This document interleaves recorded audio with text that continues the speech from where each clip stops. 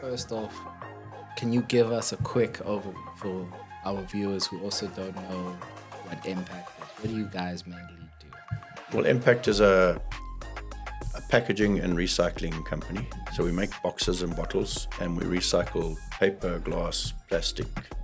We collect all of those. When I was a kid back in the day, recycling was a very new thing, new concepts. It's like, let's try and recycle. Like, they put all these initiatives and throw all things that can be recycled into these specific bins and all that. So I think we have come a long way, but for you, I want to know from your opinion, how has it evolved in this country specifically? No, it's a very good question, and I think I have to go back a few steps to explain it and give it correct context. We've been recycling in South Africa since the 1960s, actually. And that was to collect paper, to make paper, basically. The key driver for that recycling from those years ago, 50, 60 years ago, was just about economics. It's good to collect the paper because it's a good raw material to make new paper. What changed in the last several years is Welcome back, everybody. Welcome back to another episode of Off the Clock. How do you deal with stress? How do you handle that? Coping mechanisms that I have is I go for a run. Manage stress by obviously doing moments like this. Spiritly saying I'm going off the clock. Just even a night out. I'm listening to my favorite music. I go into one of the studios at the gym and I dance. Sip cocktails and rest and just do nothing. I ground myself spiritually. The right amount of stress is good. Okay, welcome back to Off the Clock. Please subscribe, like, and connect. Bruce, welcome to Off the Clock. Just to start it off before anything else, how was your morning like? 5 o'clock gym, run, coffee. How was it like? 5 o'clock for you. I was still dreaming. I went to gym, but not at 5, but later, and then normal meetings, and now here. So one thing that we do here, Bruce, is we don't want to unpack people's CVs. We allow them to kind of do the grand entrance themselves. So maybe to the listeners, do you want to introduce yourself the way you like? You'll be surprised. This doctor, professor was saying his actual real name is Lavi. So is what? He's Lavi. Yeah, like Lovey. It reminds me of a question I have often when we're interviewing people for jobs. And then I'll say, what would I find on social media that I wouldn't see as being obvious when you're sitting here now? And on a few occasions, I remember one specifically where a woman said to me, a lady said, my hairstyle isn't like this one that I'm wearing today. Normally, I said, what will I see? She says, no, it's a big hairstyle and you'll see something completely different. So I suppose in my case, that's not the case. I don't really have a big social media presence. And you keep the same hairstyle. Yeah, and I've got no hair to style really. So it's very easy like that. Okay, cool. So who are you, Bruce? Who's Bruce? So I'm the lucky father of 3 children, and I've been married for 34 years. So I've spent a large part of my life traveling around. I was born and bred in Zambia, in Kitwe, and I spent my schooling years in the Eastern Cape in Queenstown, and I finished school in Graaff-Reinet. And after that, I went through a number of stages to eventually end up in a packaging business and with a family of 3 children. And I've been living in Joburg since 2008. It was the first time I actually moved to a city properly, other than being at varsity in Durban. Was when I moved to Joburg and actually loved it here. And, So, you say you're married with 3 adult children and you moved around quite a bit. How did you meet your wife? Sure, that was in the 80s, second half, late 80s. I was in the army doing my national service. First year I was in the officer training school in Oudtshoorn. Second year I was posted, I thought it was the worst posting, to the Vaal Triangle. Oh, okay, up, yeah. Yeah. And I met her while I was there, So, and we got married. In fact, I got married while I was still a student. Oh, okay. But I mean, that's very high level, Bruce. I mean, do you want to unpack a little bit of details? I mean, normally meeting somebody that you're still with after the 32 years is kind of a memorable, romantic. So, don't spare us. Give us the details. So I don't know if my wife would describe 34 years with me as romantic all the way. it's been up and down, but it's been great. Yeah. So, well, she worked in the same area that I was working at the time. In the army? Yeah, she was working there, but not in a military role. Kind of back and office. actually what happened is, because, when you're doing your national service, you're sort of in and out. You don't spend a long time there. And I saw her several times. I never really spoke to her. And I asked my captain one day, I was a lieutenant, I said, that lady that's working, in that area, who is she? I was asking about it. He says, that's so-and-so. You should do you like her? I said, well, she's very pretty, but she's out of my league, definitely. He said, well, you should ask her, for a date. I said, I'll never do that. I wasn't somebody who would do that type of thing. I was very shy. Anyway, cut a long story short, he organized it, and I didn't have a car. I owned nothing at the time. Who organized the captain? He organized that I would go out with her for a date. And, really? Where's this captain? Yeah, I don't know.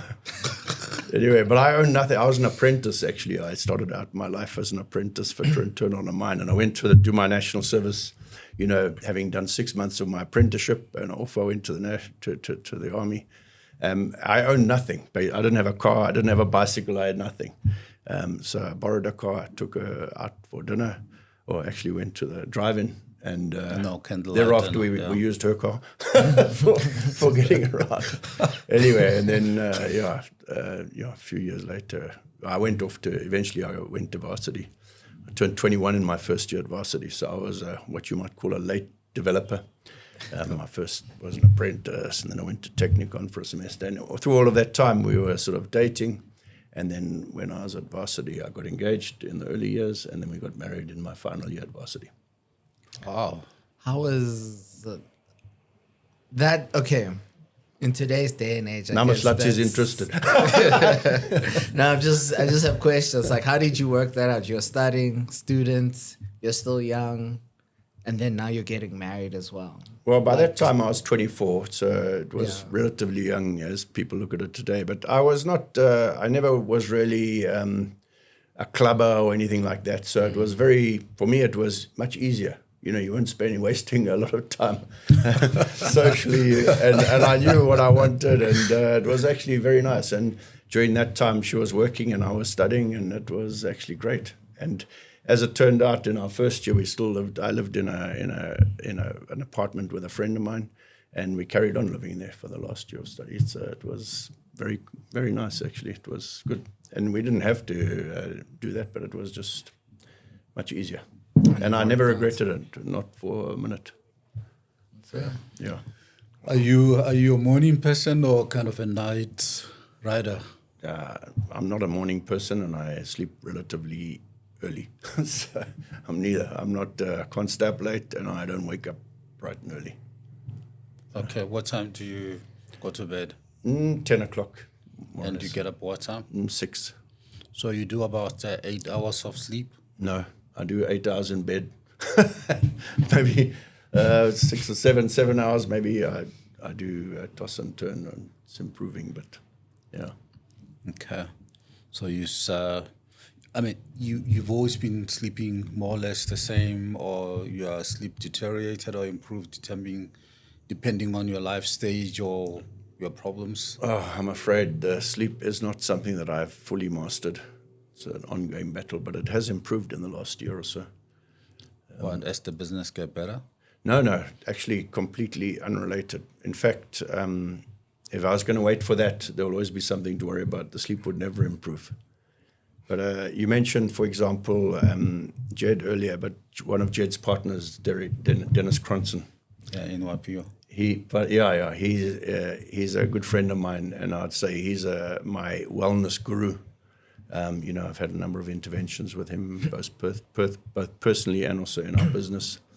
And I've learned so much from him just in terms of trying to improve sleep, which he calls a superpower. which I think is absolutely correct. And on the days when I am able, and the periods that I am able to sleep well, then my fitness and everything improves because you've got so much more energy. So I've spent quite a considerable amount of time and effort trying to improve that, but I can't say that I've mastered it. And as soon as I do, you should just ask my wife what she thinks, and she might tell you exactly. The real answer. Yeah. Just, I mean, the way you explained where you came from, Zambia, Kitwe, Eastern Cape, the Army, the Val, meeting your lifetime sweetheart.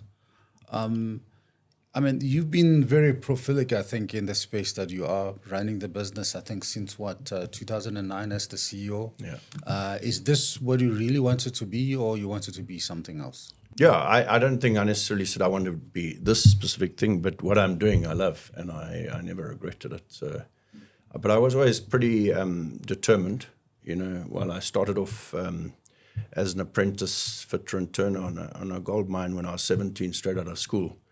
It never changed the fact that I had a clear picture as to, you know, what I'd like to do in life. And it didn't necessarily relate to a job or anything. It just related to this continuous sort of life of learning and trying to get better at what it is I was doing. So how has that influenced you on parenting? You said you got 3 children. Are they all boys, girls, a mix? My 2 oldest are boys, and then my youngest, 27, that's a girl. Do you think you had a strategy to kind of go about raising them, or are you just going along? Sure. I wouldn't be able to say that it was very strategic, to be honest. The one good thing about I had children relatively young. In modern days, probably young. I mean, my son was born in 96 when I was 28. And the thing when you have kids when you're younger, or maybe I was born 68, so yeah, is you're less wise and probably less patient. So they grow up a lot more resilient because they don't have perfect parents. Nobody has perfect parents for that matter. And I suppose that's what makes them a lot stronger. So we didn't have a grand strategy. I think, tried to instill Christian values in them. And today, and they understand the value of money, you know, so they really do understand those things. And they understand the value of kindness and being good to other people. And I think that's the best reflection, I think, is often I think about it. You want to see how somebody is, check how they treat their grandparents. And that's a good indication. And I must say my kids are good in that respect. They're treating your parents well? Yeah, their grandparents have always treated with great respect and people generally. So, okay, there you are. You had it first. Are you saying I don't treat my grandparents? I don't know. What are you saying? That's just saying your children must treat me well. It's perhaps not a perfect thing, but I think it is. You know, often that is something that's quite gratifying, and it's only one little data point, but it's. And who would you say is the most like you out of all your kids? Sure, I'd say probably my daughter, but they all have a mix of myself and my wife. I did sort of engineering, technical person, and I must say my 2 sons, the older 2 kids of mine, they're both creatives. In completely different fields to me.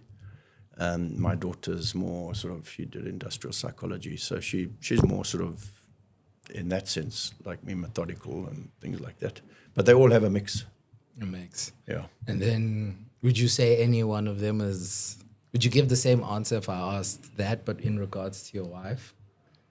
So is any one of them more like your wife, like saying you're very much like your mother in that sense as well, or it's the same thing as well? That's similar. I mean, my wife is very good at working with people, at connecting with people, and I'd say my middle son is more like her in that regard. So she's got better social skills. She's exceptional in that area. So yeah, and my middle son, he's a gregarious guy with. You know, if you have a party for him, there's always going to be 80 or 100 people, and he's able to connect with all of them. Whereas for the rest of us, would be a bit drained by. When do they leave? Yeah. No, but he can go on, and he's good in that way. And then how would you spend time with your children? I mean, they all sound very unique. Yeah, they're different. Yeah. How do you like? I guess this would be a question my dad usually asks. Like, do you get them all together and spend time as a group, or do you like one-on-one individual time? So it differs, and the circumstances also play a role. So maybe I'll go back to in the time that they were in school. My wife was always very good at making sure we had dinner together most days when I was at home, and when they were at school in Joburg when we lived here, when we moved here, we had breakfast together most mornings. That she would cook bright and early, and that was a good way of just connecting. In terms of activities, we're always involved in one way or another. With my middle son, because he lives in the area, I fish quite a bit with him. My eldest son lives in Los Angeles, so we see him less frequently. And it's harder to connect in that way. But we see him at least once, hopefully generally twice a year, and then we would travel or do whatever. So we engage. I mean, we have lots of very interesting debates. He doesn't get homesick. Pardon? Yeah, he does. So we suffer and he suffers. And it's a 9-hour time difference, but we speak to him a lot. That's where my wife is very good. She speaks to him every other day if she can, So we are well connected, but the way of doing things may be different. And then, father and a daughter always got a special relationship, maybe not fishing, but just chatting and, yeah. So what sort of things do you do with your daughter? Well, I would say not necessarily activity-based things. But she happens to work in the office block next to me, so I have the benefit of phoning up and asking if she wants a free lunch, which she never declines. To say. Wow, that's amazing. I mean, that's rare. So yeah, that is so nice. Most children or parents would love that, Yeah, so we the free lunch or working so close together. No, yeah, occasionally go out for lunch with your dad or something, or your mother. Like you feel safe and well fed. So now we chat a lot, and we've done a lot of things together, but I can't think specifically of. I went up to give you an example when they were in school in around 2010. I think I went up Kilimanjaro with my two boys. The youngest was in grade 8, and the eldest was in grade 10 then. And then 2 years later, I went up. Summit? Pardon? Yeah. Went to the top. Yeah, I suffered that year. I suffered. And then 2 years or a couple of years later, I went with my daughter. So, and she was like, I'd call her, she's like a rattle, a rattle, honey badger. Yeah. Tough. She knows that. She was really strong. So that was a great experience. Wow. We've done things like that. Those are great experiences. So. That's really beautiful. I mean, a few people have done that, those trips as well, going to the 7 wonders of the world with family. So amazing. And I mean, you've been running the business as a CEO since I think I met you 2009. And I mean, you've been very prolific. If I took the time to look at the company, it's been growing and going places, making the tough decisions about the businesses and the people as well. Looking back, any regrets, anything that you could have done differently? In the business? In the business. We'll come to personally. Yeah. So absolutely, in the business, there's always something that you could have done differently or better. I mean, room for improvement. If the day you don't acknowledge that is a day you've stopped learning and you should move on. So we've done a lot of things, as one lecturer said once when I was on one of these executive education course. He says, the reason why I'm qualified to stand up here in front of you is because I've made some classic cock-ups in my life. Because mostly you only learn through those. So we've been through some of those in our business, which we could have done differently. But fortunately, we've also had many successes to outweigh those. And there are still many opportunities ahead. So I think the key in that sort of theme of are there any regrets, I think the first thing I think is it's important to acknowledge is you're always going to have some things that don't work out well, and you've got to develop the resilience and agility to be able to pivot timeously so those things don't cause you irreparable harm. And I believe we've been able to do that. But I mean, Bruce, the one thing that stayed with you that you could have done better. I mean, I can understand that your business is manufacturing, you're putting things together, got many factories, but the one thing that stayed with you, and I'll tell you my one thing. Yeah. Okay. Well, I have a theme in our business that arose from this one business that didn't succeed. And it's called in our business, I've shared with many of my colleagues, it's a day zero, getting to your day zero. It's a bit of a long story, but I'll just summarize it quickly. In 2015, we decided to build a plant to recycle plastic beverage bottles. Yeah. The PET bottles that you use every day for your soft drinks. And it cost in total to build it about 300 million rand. And by the time 2019 came, we had, with the accumulated losses that come with it, we were in for about 600 million ourselves, and our partner in that business was IDC, and we had to close it at that point. So it was a hugely traumatic experience for the business. It was fortunately structured in a way which didn't put the business at risk. But going through that process of, first of all, having to find out, okay, what is the best thing to do, and then eventually determining the best thing to do in this particular case is to stop, and not just to carry on, throwing good money after bad. That process in itself is quite a daunting process. You go through the whole trauma cycle, or the grief cycle, as some people know it. And on the other side, you get a lot of lessons. So that was probably the most meaningful one. I could share many others, but that one comes to mind as the one that was the most sort of defining for me. The battle scars, I guess they call it. I mean, also for you to get to this level, you started from the bottom. Any mentor or somebody who saw the spark in you and was sponsoring you to get to the corner office? I don't think it was necessarily one person, but it's a series of people that have shown interest and really taken a chance on appointing me in various roles. So I think I've been the beneficiary of that.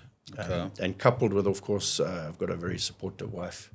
I'd say my family situation has been a huge contributor to being able to do what I do for this long, because it's not, when you're running a company like this, like any job, I think you're all in with your family as well. And without the support of my family, and specifically my wife in this case, I don't think I would have managed. And especially in the toughest times, that's the one shoulder you go to, is the one that can really listen in the most difficult moments. I think the old saying of saying behind every successful man, there's a very exhausted woman.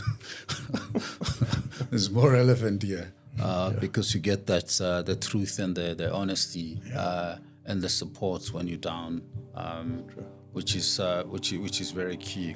Weren't you gonna tell him about your? Yeah. I was also very interested in hearing that. So for me, when I was at Becton Dickinson or BD, running Sub-Sahara business, they gave me an opportunity to open a legal entity office in not Dar es Salaam, but Addis Ababa in Ethiopia, because the business kind of made a lot of sense, expanded to, I think at the time, about $20 million business, which is getting very challenging, because if you go to Addis Ababa, a lot of people in the city speak English, but as you move out of the city, they speak Amharic.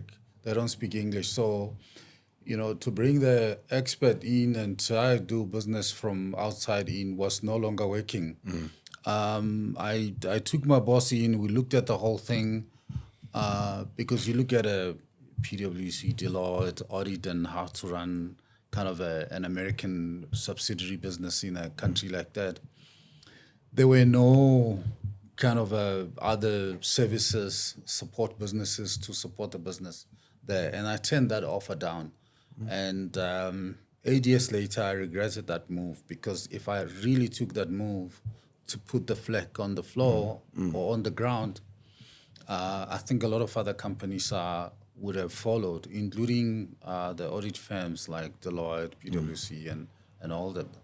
But until today, they're still not there. They operate from there, from Nairobi into the market. I think was that time we're anchoring a lot of being fast in doing certain things. And it's also in my book, Winning in Africa, Your Next 8 Moves, very much from on-the-ground experience when we're first to do or go places where no other businesses were going, because somebody needs to kind of lead the pack. Yeah. So I regret that little piece because it could have changed the game in a different way.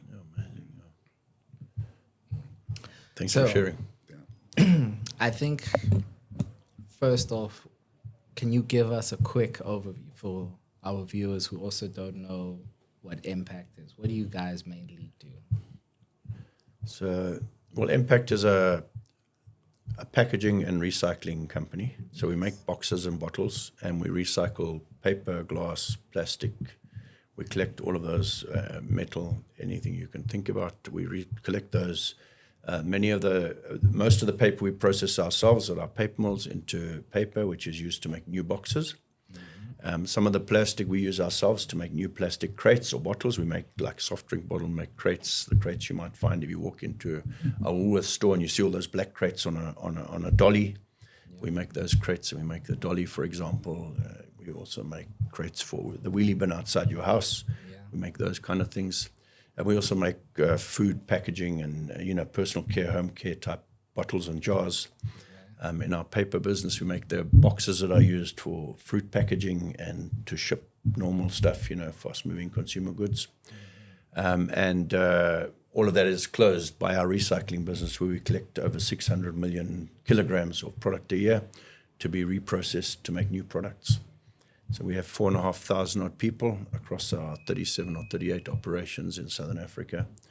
Our business, the oldest operation in our business, actually over 100 years old. Over 100? In Port Elizabeth, in the Eastern Cape. It started off making fruit boxes out of wood many years ago, and today it makes corrugated boxes for the fruit sector in that region. So we've got a long history in various forms. All right. You spoke about recycling. I want to know, how has recycling, in your view, let's give it like 30 years. In the last 30 years, how has recycling evolved in this country, in this market, from where it was? Because I remember, like, when I was a kid back in the day, like, recycling was a very new thing, new concepts. It's like, let's try and recycle. Like, they put all these initiatives. You throw all things that can be recycled into these specific bins and all that. So I think we have come a long way, but like, for you, I want to know from your opinion, how has it evolved in this country specifically? No, it's a very good question, and I think I have to go back a few steps to explain it and give it correct context. So we've been recycling in South Africa since the 1960s, actually. And that was to collect paper to make paper, basically. The key driver for that recycling from those years ago, 50, 60 years ago, was just about economics. It's good to collect the paper because it's a good raw material to make new paper. What changed in the last several years is the key driver has moved just from the economics of recycling to the economics of reducing waste. And that's fundamentally different, because in many respects, some of the products that you still need to recycle, the cost of recycling them is higher than the cost of just using new virgin product, And so to get the right price on the disposal of that product is important to reflect the cost of recycling it. And that's changed quite substantially. It's driven on the one hand by consumer sort of awareness, but primarily it has to be driven by the need to reduce waste of all kinds across all society, actually. Because waste costs money, and waste depletes resources, some of which are finite. And so that has become more evident in the recent past. The challenge that we face globally is that the enforcement or the awareness isn't enough to drive the behavior, because the economics don't support the use of all these materials. So in paper, it's pretty straightforward. Most of in fact, contrary to popular belief, South Africa has very high recycling rates across most substrates, even comparable to Europe. because we've got a good economy to collect and a well-established system of recycling in South Africa, even though you might not see it in the formal sense that you see it in Europe. But the biggest impediment to expanding it further is the relative cost of using recycled material in certain products compared to using virgin material.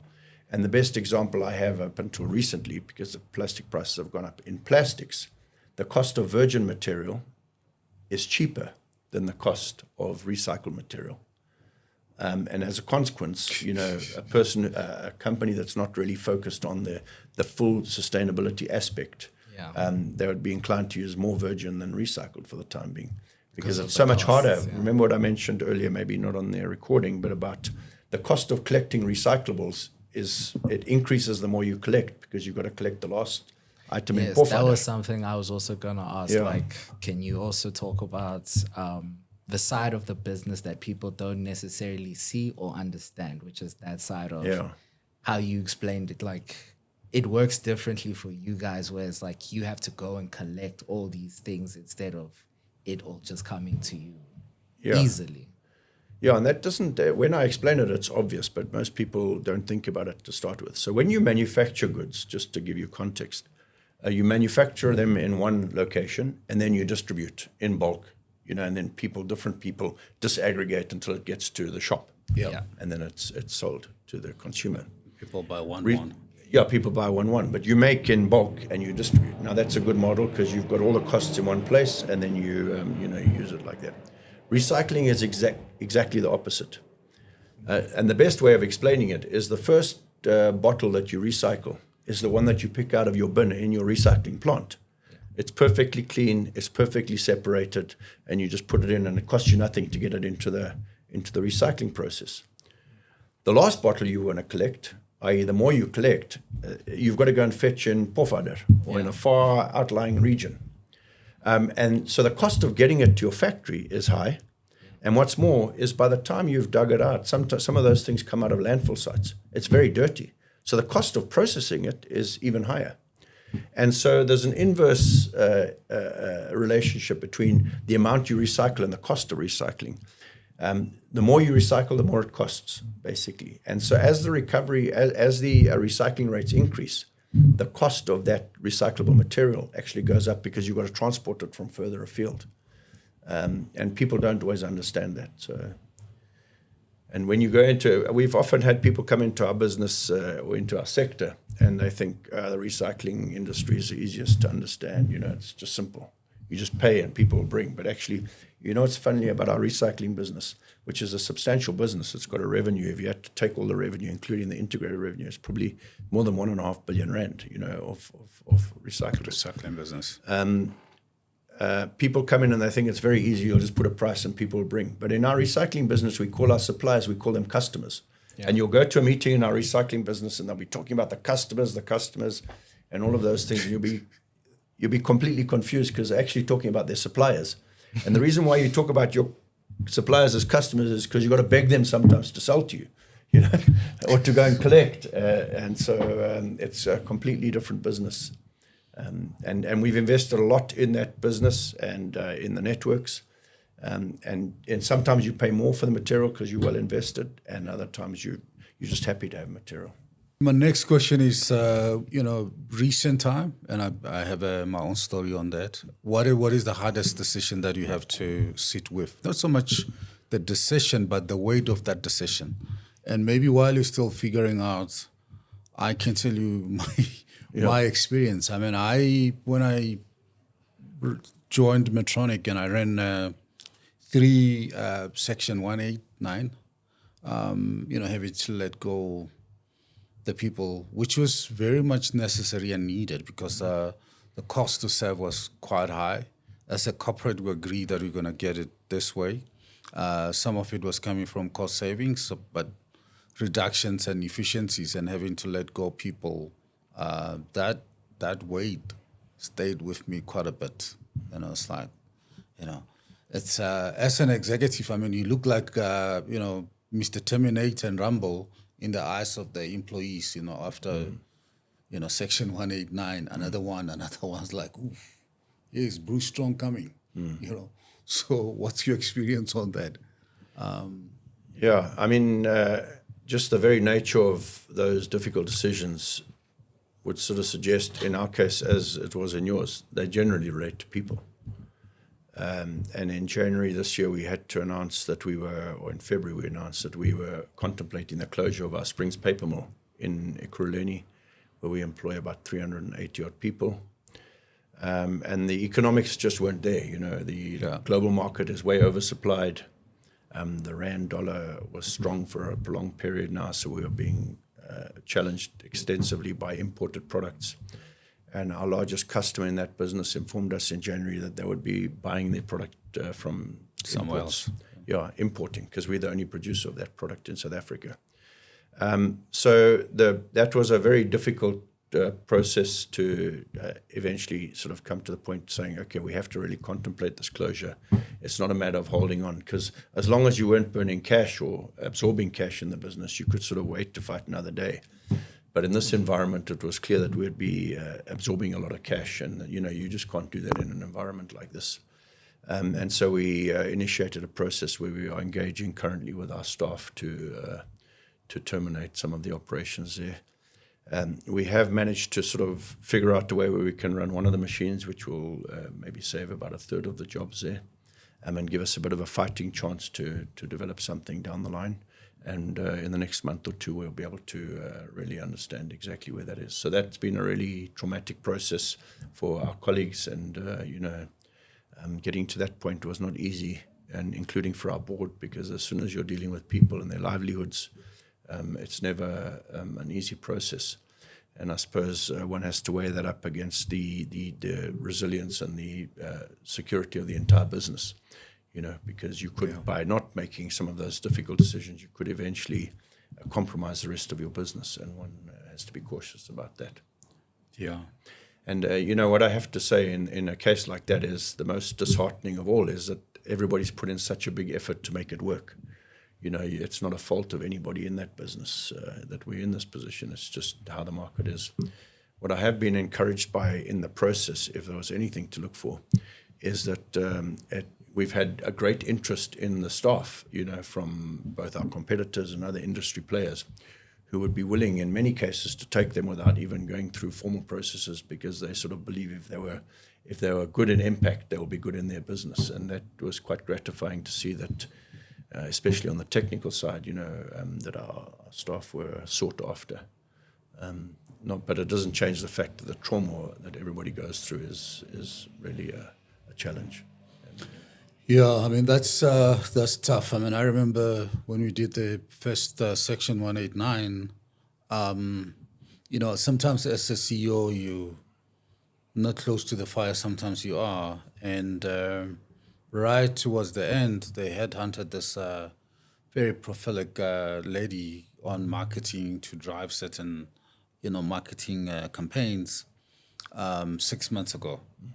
And then after 6 months, that's it. And she had a moment to come and talk to me. It's like, I got hunted down to come and do this, and now, what? You guys are okay? and again, you talk about the economics of the business. Sometimes the business looks like a very brutal engine that only cares about the numbers, but the tough decisions needs to be made, to save the business, the entire business. Otherwise, everything else goes down. So for me, those type of decisions stayed with me. The people, the faces that you see. So, and you can also answer this question, Dad.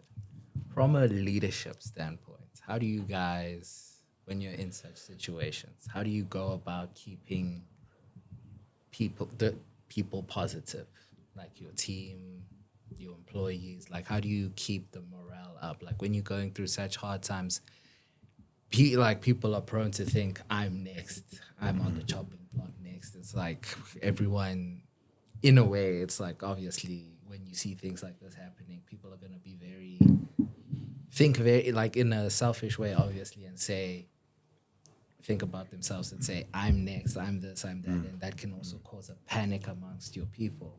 And maybe it's like just a section of people that will have to be cut out. But like, how do you basically calm the boat and tell everyone, keep everyone calm from a leadership perspective? Because obviously you guys are taking on this role of being the face, of being the one who's telling them they're out of a job now and all that.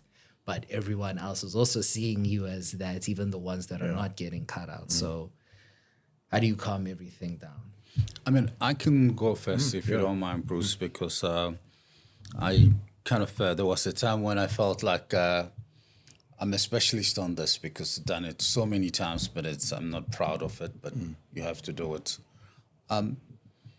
It's being very transparent, being very open with the people, not leaving anybody behind from a explanation standpoint. People need to know if there's a union, you need to involve it in terms of where you're taking the business, why you're taking certain actions. For instance, I mean, I remember when we did the road shows to 4 cities, Cape Town, PE, and Durban and Joburg, with the teams coming and we're doing that. Citing examples of companies that didn't do these things and went under. I don't know if you remember, you're old enough to remember BlackBerry, the company, Nokia, the company, Kodak, the company. The number of companies that kind of, didn't maneuver when the market, the dynamics were changing, didn't change with the times, and somebody ate them and ate the lunch.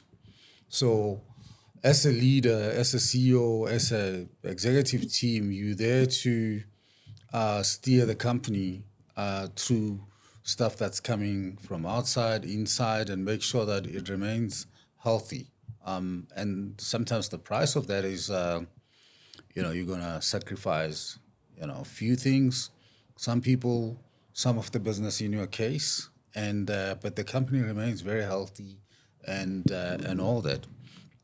And I remember when I said BD, the company was closing some manufacturing side in Sweden and Europe, and Europe has got very strong unions, and they just started a lobby group to the question that you mentioned earlier, and the company slogan or tagline actually was helping all people live healthy lives, and they took that and change it and create a audience inside the company and saying, helping some people live healthy and leaving some other people behind. It was very sobering and difficult. And the company had to hire a very top PR company to come and re-explain the whole thing. But they mobilized unions around the world.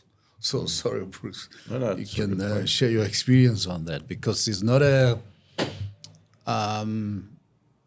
easy thing. I mean, leaders, CEOs are not heroes. They're human beings. They feel pain. They lose sleep at night. I think I resonate firstly with the point, with everything you said, especially the point on transparency, because mostly it's about people want to know, and transparency isn't about necessarily always having good news. It's about just being realistic and honest about where you are. We have a process in our business where we go around every year to a number of the factories. I think this year I've done 27 Imbizos at our various factories, and in those Imbizos, typically we'll have all the colleagues there. So they're like town halls. Yeah, what you'd call a town hall. We've called them Imbizos from the outset, 15 years ago, 20 years ago. And in those Imbizos, I will share. It's mainly an engagement around stories about the business. Yeah. And they're the good stories, and they're also the stories of challenges. And so while nobody or necessarily anticipates these types of things, I think in the context of those engagements, people have a very good sense, or they at least have the opportunity to get a very good sense about where things are going in the business. And we're quite honest. We are honest about where we're struggling and when we're doing well, and when we see opportunity, and when we think we'd have to pull back, to the extent that you can share, because some of those things you're not even certain about yourself. And I think the first thing, so coming back to the point that Peter mentioned, the first thing you owe to everybody is just to be transparent and frank about things. And then the other thing is we are invariably the bearers of hope in one form or another. Even in the worst situations, and that's what we were talking earlier about, the travails and the challenges we've been through as businesses. Out of those challenges, you learn. I've got a process which may be just worth mentioning here of, you've got everybody has a list of things they're dealing with. So I have, for example, a prayer list of things that I would be thinking about. But if you've only got a list of prayers, then you're missing something, because you should have a list of thank yous because those reflect the things that have been, the prayers that have been answered or the things that have been resolved. And through a number of cycles of having things that you're concerned about and then being able to record at a later point, okay, that was done. Another thing I was concerned about, that was done. However, it was done, over time. That builds a certain resilience to show that even the most troubling circumstance you find yourself in, at some point, if you go and look at your history and you look at what happened in the past, they were resolved in one form or another. And that builds a certain type of resilience. And I'd encourage people to think about those things, I have a colleague who started recently, and I encouraged him to journal the challenges he was facing on a particular day business-wise, but importantly, not just to journal the things that are ahead, but to reflect on the things that have passed, that have been resolved, because that builds resilience. And so when people are in these situations, I suppose even in the most dire situations, the best we can do, there's a time when it's inappropriate to just offer hope, because people need to go through the grieving that is required in certain cases. But at some point you could say, but let's think about what comes next, and you get out of that trauma of that grieving and you move to, okay, how do I solve the problem? And so creating that environment in which you can find hope, notwithstanding your circumstances, I think is something that we don't always get right and which is not always easy to do, but I think we have a responsibility to look for those opportunities. And it never gets easier once you have all these things in place. Yeah, well, I think what grows in time, and that's if we were to ask, okay, how does one manage, for example, the stress that one deals with? Everybody who's running business or in life is dealing with stress. It's about context, and perspective. And by reflecting on the challenges you faced in the past and how they were overcome, notwithstanding how dire they felt at the time, and you can demonstrate, okay, that was dealt with. When the next big challenge comes and you go and just reflect, say, okay, I had something in the past, that helps you to build a means of just keeping perspective. The world actually might not end. Might, but it might not. And for me, that is a critical element of being relevant, even in the most difficult times, is being able to bring perspective and context that doesn't discount the challenges that people are facing or the consequences of the circumstances, but it at least gives people a means to work with those things and find a way forward. Okay. And also, they say sometimes the saying that, tough times make great people good. And if I look back where I started from when I was at tertiary or college, there were some of the challenges. Those were not, I don't want to call them foundational years, but they build your character when it was quite challenging. You learn a lot. I remember I was in a third year or fourth year, kind of very naughty and doing bad things.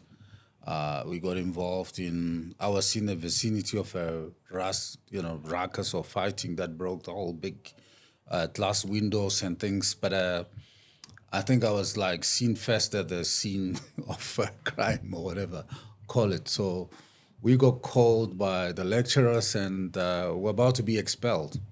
But I was saved by one lecturer who knew me first very well and said, look, there's just no way that Peter could do this based on that, which was true. But it was kind of backed up my track record, the way that I carried myself, the way that I was, which when I looked at that, I was like, could have been a bad case of mistaken identity that if I didn't have a credibility or track record. So you build those things, you get stronger and stronger, and also avoid crime scenes if you're not involved as you go forward. I mean, Bruce, as we kind of wind it off, some more personal questions. We spoke a lot about packaging and work. I mean, how does a Saturday morning look like for you? A good Saturday morning, I would be fishing, fly fishing. Oh, okay. Fortunate to have What's your favorite sports? a place at the Vaal River, which is in a non-boating area. It's a very rustic place, and several times a month I'd be down there on a Saturday morning fishing, Must invite playing me. golf. Invite me. I like fish. You like fishing? Oh, you catch and release, or you Yeah, catch only and catch fry? and release, yeah. Oh, Except if I get a good barbel, then my gardener there loves that, so then I would keep that for him. So, yeah, I'm doing that, and then I play golf, and I've got quite a few hobbies, and I'm a DIY guy. I like to do it yourself. I don't try not to break things to fix them, but if they're broken, I try to fix them. So yeah, I like that. I mentioned earlier that I was an apprentice, and the day you start, I was 4 weeks out of school, you get this big toolbox with all these tools, spanners and things, and I've still got them, and I use them every week. Wow, you didn't build a workshop at your house? Yeah, I've got my own workshop, and I'm in there most days. It's my place where I do my things. So you use that to kind of decompress, disconnect, and be in your world? Yeah, so when it's really busy, then I might even just arrive home and first tie a couple of flies before I even go in the house. And then I'm a bit more relaxed. Okay. And do you do anything to relax with your wife? Just the two of you, because, I mean, you have to admit it. I mean, you're facing emptiness situation, if not already. Yeah, we've been empty nest for some time. So we have a few common interests. We've got mostly divergent interests when it comes to the outdoors, and I like fishing and playing golf. My wife doesn't do those things. We travel quite a bit together. We visit. We've got a lot of friends. We've got quite a nice social life. We don't watch a lot of TV, but if we were to, that would be once in a while. Yeah, we travel a lot together, and we go out for dinner and visit friends. Any overseas destination, I mean, that stayed with you and you loved it? Don't tell me Vegas. We've been skiing a few times. We've been fortunate to do that Europe, a lot, actually, because we lived in Austria for a couple of years. Okay. And we skied every weekend for like 2 seasons. It was really amazing. And since then, we've gone skiing from time to time. That's a nice family activity.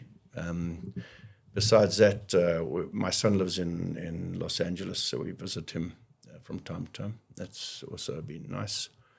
And then personally, I've been to the Seychelles fishing and go there again. Okay. That's the ultimate dream, and I'm back there next month, so I'm looking forward to that. Wow, I'm jealous. So, I mean, we're just winding down some few questions. I mean, I have one, and then maybe you can ask one, and we ask Bruce to have his revenge moment to ask us some few questions, and I'll be able to close. AI, your thoughts about it? How far are you with it? Have you incorporated it into your business, or is still something that is there? It's very much part of what we are working on at the moment. Several years ago, we initiated our first project to develop a digital twin of a particular piece of our equipment, a boiler in a big paper mill, which has since been developed and has demonstrated good results and good return. And the process of doing that wasn't necessarily about that particular digital twin. It was to get everybody sort of involved and buy into that, thinking about that. So we've, I think, sparked the curiosity of many people, and we've got a lot of processes within our business that offer themselves to being enhanced quite substantially by the various capabilities that are there today. But it all starts with the fundamental digital transformation, making sure that you are in the digital world. And there's still many opportunities to do that, and we're working on those now. What's been quite remarkable is just seeing how the level of inquisitiveness differs among people. And what I've come to realize in our business and dealing with a number of colleagues is it's got nothing to do with age, actually. We've got some people that are in advanced years that are more inquisitive than those that are in the earlier years. And I think if I was to look for a characteristic that's going to matter, it is that curiosity and inquisitiveness and the willingness to try and keep wrestling with the things and figuring out how they work in your business. That'll make sure that one moves forward. So we have a formal process of adoption of digital transformation process. And coupled with that, we've got, call it more informal processes where people are challenged just by what other people are doing to think differently about their approach. Wow, that's good. But have you adopted any kind of a platform that you use as a company, AI? So, well, we're just using the Copilot as our native it's part of Microsoft. Microsoft, I'm using it quite extensively. Sense, And very helpful. I found that we were debating yesterday, funny, with some colleagues. I said, you don't need to know how to use a spreadsheet, for example, now, because you can just ask Copilot or ChatGPT. I have a slightly different view, having wrestled with this for a while now. And that's because your ability to ask the right questions is often informed by an understanding of what's possible. And so that process is maybe taken for granted, but I think that's learning that most people are going to have to come to terms with, because I don't think, a lot of the stuff we've used Copilot, for example, in a number of applications where we've realized, I did this year, for example, used extensively, and some of the tasks took me 3 or 4 times longer than normal because I'm in that early learning stage. If I'd have just written some of the stuff myself and just done it, it would have taken me 1 hour, 1 unit of time.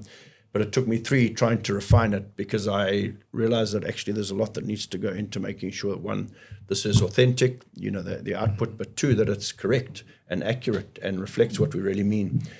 So I think there's still a lot to be done in that regard, and I feel grateful for being able to actually already start to wrestle with those things and realize this is not a silver bullet. The ability to ask the right questions, to prompt correctly, and then also to think about use cases which are practical and they're going to add value, because there are infinite number of use cases, but not all of them are going to move the dial.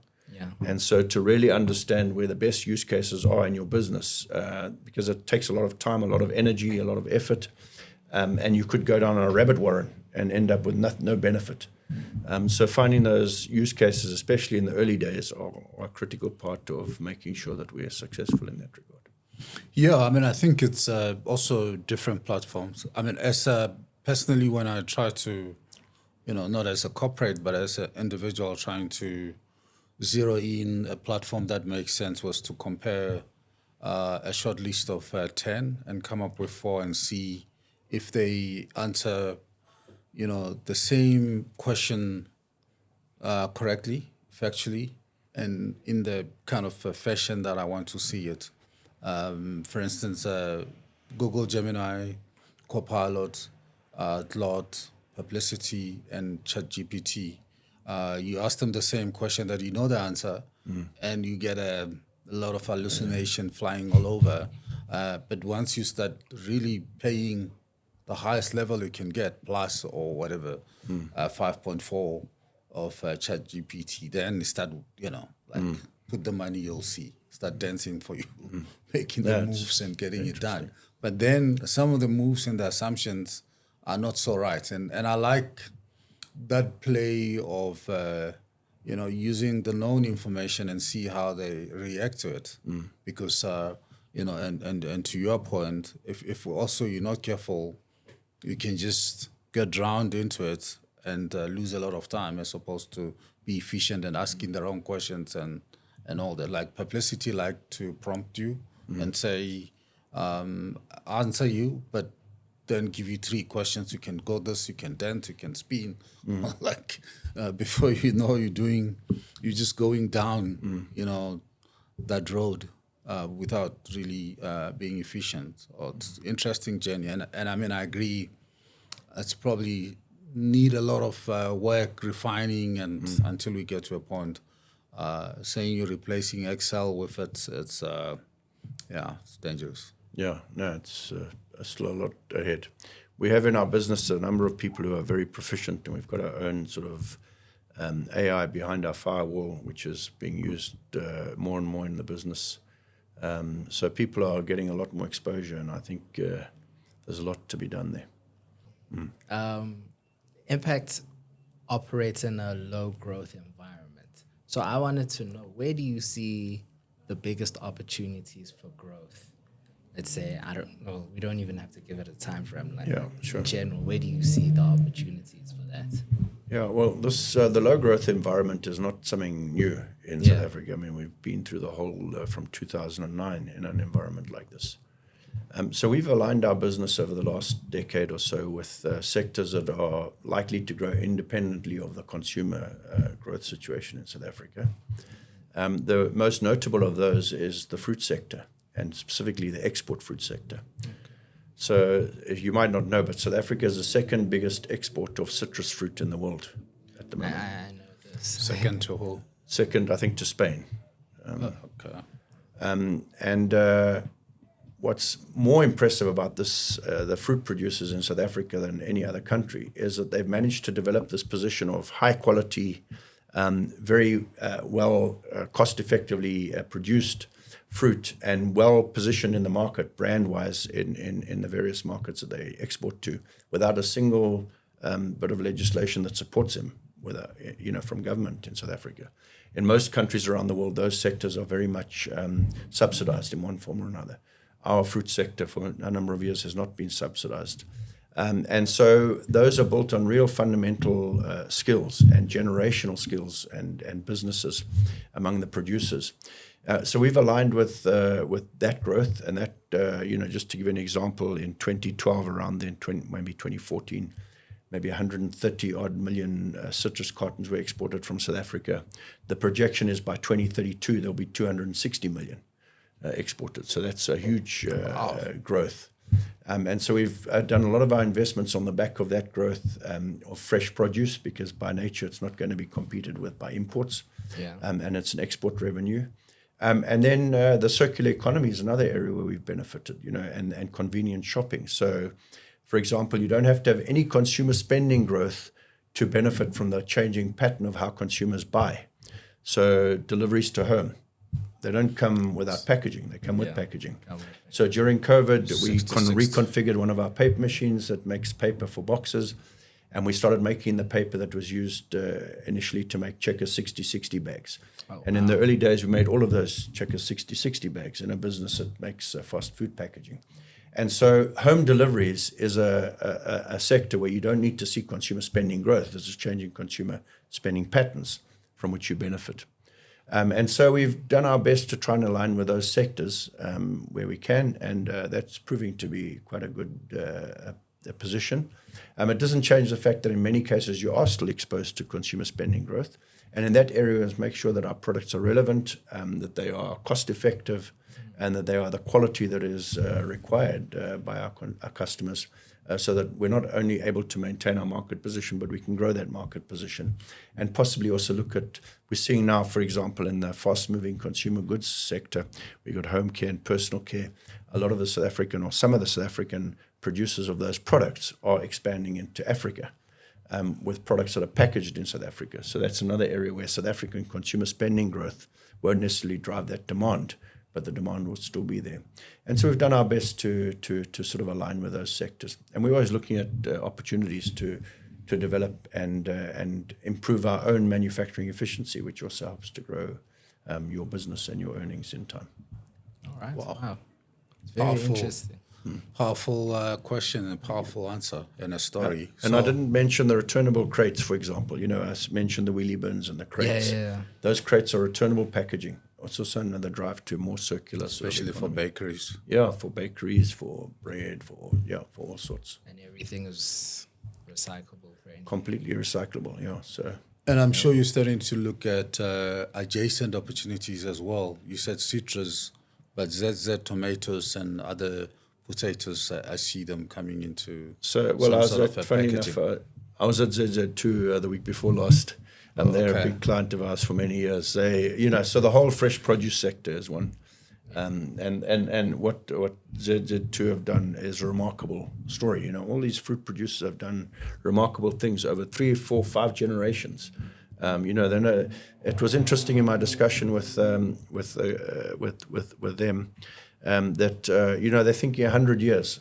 And so it forces us also to think about our business in the longer term, which is quite difficult, as you might appreciate, in a listed environment where people are worried about your next earnings. Yeah. And your customers are thinking 100 years. We are compelled to think longer term, to align with their growth and with their needs, and not just short-term earnings, because that will drive you down a certain point, a path which might not be beneficial for your business long term. Yeah, I mean, I was actually quite surprised how connected and how deep they are as well to the communities that they've been working. The CEO was speaking Kilobedu and Tsonga fluently and connecting with the community, because it's part of the whole fresh produce, tomato, mangoes, whatever, as you said, citrus producers. It's like very powerful. And I mean, as a South African, be very proud of that, because I think the country is punching above the weight with regards to that. That's such a good point. Yeah, for a size of the country and where we're located. I mean, we're at the end of the world, if you look at where we are, and sending all our products everywhere. I mean, I remember this time I was in Germany and I was seeing fresh apples returned from Cape Town and bananas from South Africa. I was like very ready to enjoy them, you know, because they came a long way to my plate. And if you'd allow me just to build on one point that you made, which I think is such a valuable point, and that is that these fruit producers, the fruit producers in South Africa and the general agricultural sector, but our customers, the fruit producers, are doing remarkable work in their communities. You know, schools, they're doing all of those things that are independent of government or anybody else. It's just about sustainability and making sure they've got really robust systems, social systems. But what I find most remarkable about all of that is they don't talk about it. It's just the way they do things. They don't brag about it. They don't put in a corporate brochure and a big right. It's just, this is how we do things here. And in a way, they get a bad rap in many cases for things where people don't even know the impact they're making in their communities, which go not one or two people, which go entire communities where they're making a massive difference.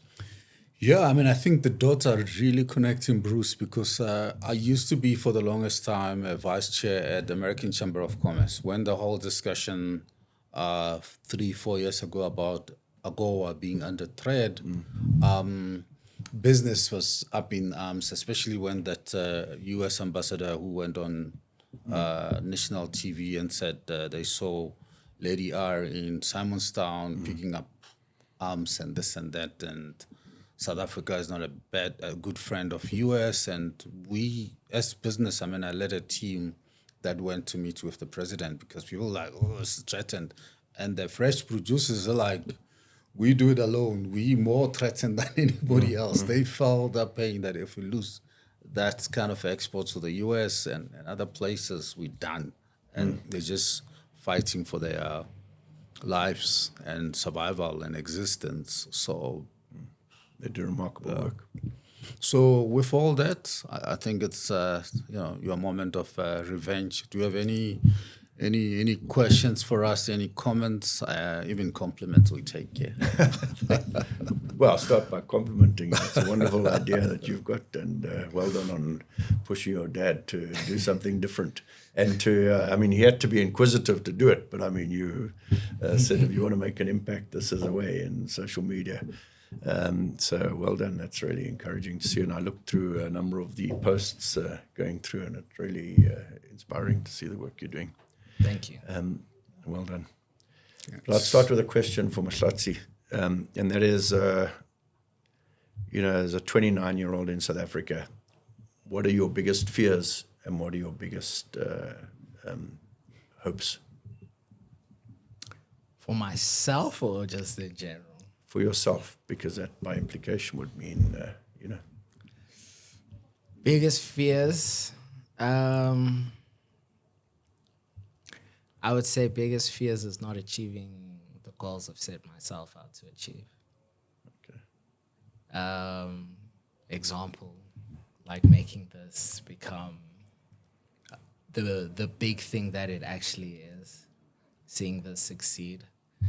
I would also say that also in turn is like one of my biggest hopes is that I want to see this flourish as well. So it's like a two-sided coin here. I don't know. Fears for myself, I'd say those are one of them because it works into other things into my life. Because wanting to achieve your goals is also you growing and moving forward as a person. And I would say another fear is me not growing and moving forward as a person and doing the things that I want, or finding myself in a cycle or a routine that I just don't enjoy and that doesn't make me feel like I'm achieving something or I'm actually doing something meaningful.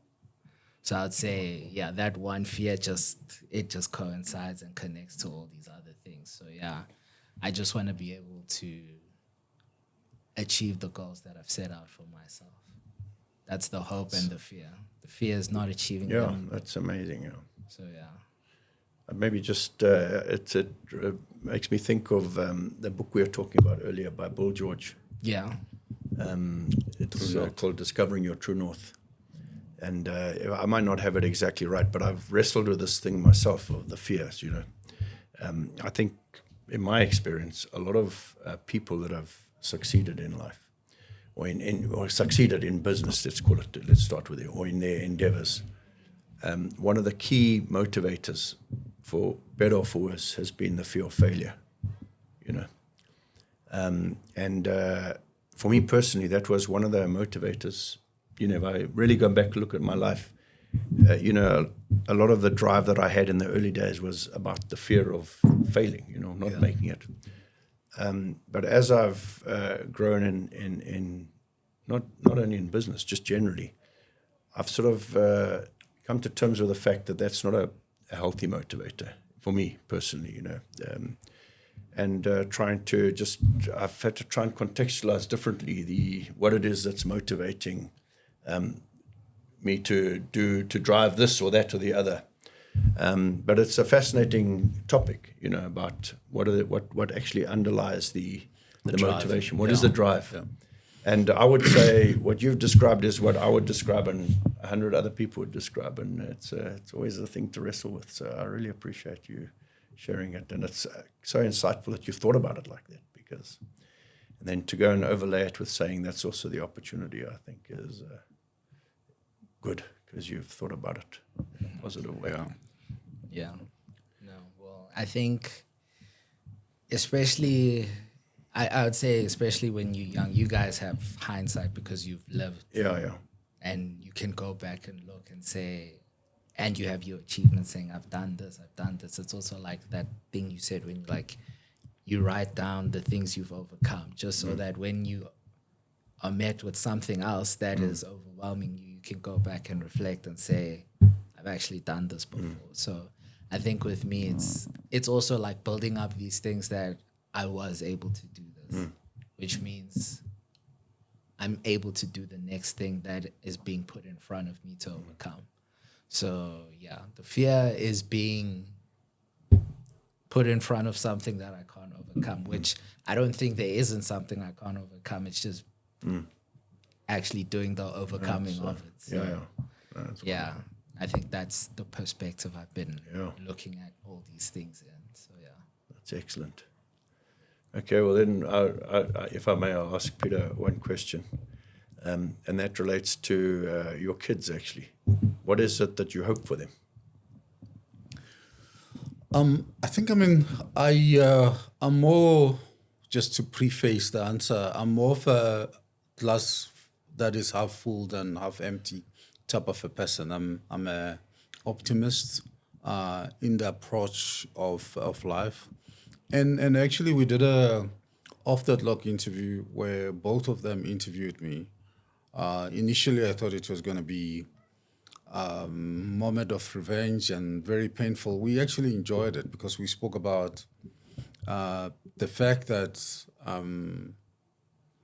I think me and their mother, having them and raising them was something that we thought about from the beginning. We had an idea which I called a strategy to raise them, which wasn't perfect because it was not supported by Mackenzie slides and experience on it. It was kind of a trial and error, but we had an idea that, to answer your question, we're hoping for them to be the best self that they can be, whatever that is, not, just guiding them to be the best, but without choosing the best for them because they know the best. And being there with them. The one example for that was, and I do have for him as well, was my daughter's been very consistent in terms of what she wanted to be. And she had this friend, they're still friends today, who I remember taking them to school and asking them the kind of old question, what do you want to be when you grow up? And she said she wanted to be an engineer. Mining engineer to be precise, and the friend said she wanted to be a gynecologist, and which she is today, the friend. And my daughter had to kind of work on her and go deep dive into the mining story for a woman. It's something else, and like I remember telling her that mines are in very remote places. It's a man's world. And also miners, as documented, they abuse alcohol or drugs, and also the divorce rate is very high. I was a miner, by the way. I was in mining. Special miner. And then we tested the idea. She spoke to other people, and she went to the mining engineering school in Pretoria where they took them underground to see it. And then she came back and said, yeah. Let's relook at this thing, type of a thing. So I think when we had that discussion, I reminded her and she was like, had this aha moment because I remember we had to navigate and go in other places and try to fix it. So that's what I try, I think, and hope for the kids, and I'm sure you've done the same thing. Support them, provide the best environment that you can for them to be the best that they can be. Maybe they want to be a dancer or a musician or whatever. Yeah. That's, I don't know if you, that's such an insightful thing that you shared about also encouraging them one way or the other. I went to this one YPO function where this Indian guy came out. Did you go to that one where he dealt specifically with the kids and this thing of what do you want for your kids? Then he asked the follow-up question to that question was, what if they're not the best of themselves? How would you feel? Anyway, it was quite an insightful question because it came back to sort of what is it that we want, what we want for our kids actually, to challenge me. I went there with my kids actually, or with one of my kids to that session. And it was so impactful because it forced me to think about that, What if they don't become what they... So I answer exactly the way you do, that I want the best, for them to become the best person, the best they can be of themselves. But then he said, so what if your kids are not going to be that? And I was like, I just want them to be happy. What? You know what I mean? I don't know. I didn't come to an answer, by the way, but it made me think. But it's great. But also, I mean, we all come from kind of somewhere else. I mean, exactly. Yeah. How many were you in your family? We were only 3 brothers. But I heard you were 10 or... Yeah. Was it 10? So that kind of reference was, think about my father sitting with my mother about wanting child 1 to 10 to be this and that. It's like a very administrative thing that they didn't do, but you kind of get influenced by the external and a bit of domestic moves and seeing what your brother or your sister or your cousin is doing. But I never became what I wanted to be when I was small, because what I wanted to be, my parents didn't understand. I like drama and producing stuff and making movies, and they thought you just want to play forever. You need to be a doctor or an engineer, teacher, policeman, something with a title. It's funny. Yeah, that's true. Yeah. But with that, I think thank you very much for making the time. I think I know you better, and I know what you do now. Yeah. Okay. Thank you. Thanks. Cool. Thanks. Thanks, Patricia. Thank you, Thank you. Bruce. Thank you very much.